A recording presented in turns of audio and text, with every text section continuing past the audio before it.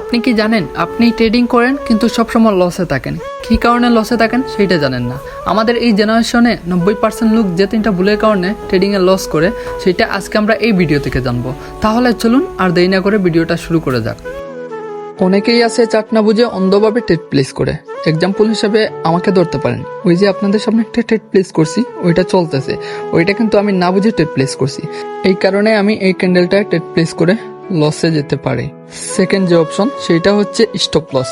আমরা আসলে অনেকে ট্রেড প্লেস করি কিন্তু স্টপ লসটা আমরা মানি না। সবসময় রুলসের বাড়া থাকি, রুলসের ভিতরে থাকতে হবে। ট্রেডিং করতে হলে আপনি রুলস মেনে, নিয়ম মেনে ট্রেডিং করতে হবে, তারপর দেন হচ্ছে প্রফিটে থাকবেন। যদি আপনি স্টপ লস না মানেন তাহলে আপনি লস খাইতে পারেন। তার যে অপশন, সেটা হচ্ছে ওভার ট্রেডিং। ওভার ট্রেডিং হচ্ছে আপনি মনে করেন একদিনে ট্রেড প্লেস করার কথা 10টা, আপনি করলেন 15টা। তো 15টা ট্রেড প্লেস করলেন, ওইখানে আপনার রিস্কটা অনেক বেশি বেড়ে গেল। এইটা করা যাবে না। দেন আমি এই যে ক্যান্ডেলে ট্রেড প্লেস করছি, দেন ওইটা হচ্ছে আমার অ্যাকুরেসি দিয়ে, কারণ ওই জায়গা থেকে মার্কেট যত উপরে যাক নিচে আসতে হবে, কারণ হচ্ছে কি এটা হচ্ছে আমার অ্যানালাইজ। আর ওইটা আমি টুর্নামেন্টে ট্রাই করতেছি, বুঝছেন। আর ওই যে ক্যান্ডেলটা রানিং চলতেছে, ওইটা দেখবেন আমার প্রফিট।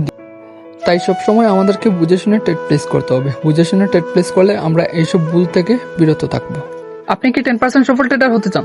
তাহলে চলুন আর দেরি না করে আমাদের ফ্রি ট্রেডিং ইউটিউব চ্যানেলটাকে সাবস্ক্রাইব করুন।